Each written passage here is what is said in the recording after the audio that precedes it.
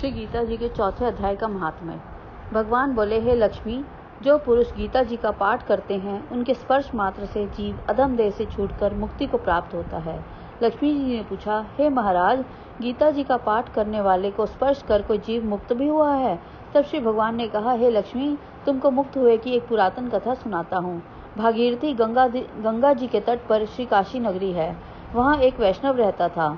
वह गंगा जी में स्नान कर श्री गीता जी के चौथे अध्याय का पाठ किया करता था। एक दिन वह साधु वन में गया। वहाँ बेरियों के 2 वृक्ष थे, उनकी बड़ी छाया थी। वह साधु वहाँ बैठ गया और बैठते ही उसको निद्रा आ गई। एक बेरी से उसके पांव लगे और दूसरे के साथ उसका सिर लगा। वे दोनों बेरियां कांप कर पृथ्वी पर गिर पड़ी।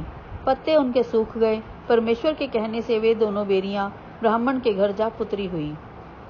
हे लक्ष्मी, बड़े उग्र पुण्यों पर मनुष्य देह मिलता है।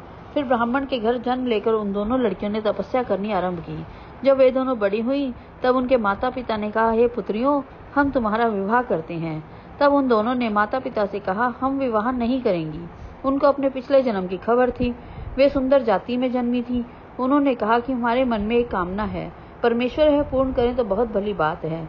उनके मन में यही था कि वह साधु जिसके स्पर्श से हमारी अधम देह छूटकर यह देह मिली है, वे मिलें तो बहुत भला हो। इतना विचार कर उन दोनों लड़कियों ने माता पिता से तीर्थ यात्रा करने की आज्ञा मांगी। माता पिता ने तीर्थ यात्रा की आज्ञा दे दी। दोनों कन्याओं ने माता पिता की चरण वंदना करके गमन किया। तीर्थ यात्रा करते हुए वे काशी जी में पहुंची।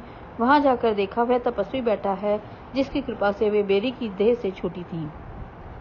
तब दोनों कन्याओं ने चरण वंदना करके विनय की, हे संत जी, आप धन्य हो, आपने हमको कृतार्थ किया है। तब उस तपस्वी ने कहा, तुम कौन हो? मैं तुमको नहीं पहचानता। कन्याओं ने कहा, हम आपको पहचानती हैं। हम पिछले जन्म में बेरियों की योनि में थी। आप एक दिन वन में आए, आपको बहुत धूप लगी थी, तब बेरियों की छाया तले आ बैठे। लेटने से एक बेरी को आपके चरण लगे, दूसरी को सिर लगा। उसी समय हम बेरी की देह से मुक्त हुई। अब हमने ब्राह्मण के घर जन्म लिया है। ब्राह्मणी हैं, बड़ी सुखी हैं। आपकी कृपा से हमारी गति हुई। तब तपस्वी ने कहा, मुझे इस बात की खबर नहीं थी। अब तुम आज्ञा करो कि तुम्हारी क्या सेवा करूं, क्योंकि तुम ब्रह्म स्वरूप उत्तम जन्म श्री नारायण जी का मुख हो। तब उन कन्याओं ने कहा, हमको श्री गीता जी के चौथे अध्याय का फल दान करो, जिसको पाकर हम देव देह पाएं और सुखी हो। तब उस तपस्वी ने उनको चौथे अध्याय के पाठ का फल दिया। देते ही उसने कहा कि तुम आवागमन से छूट जाओ। इतना कहते ही आकाश से विमान आया और उन दोनों ने देव देह पाकर वैकुंठ को प्रस्थान किया। फिर तपस्वी ने कहा, मैं नहीं जानता था कि श्री गीता जी के चौथे अध्याय का ऐसा महात्म्य है।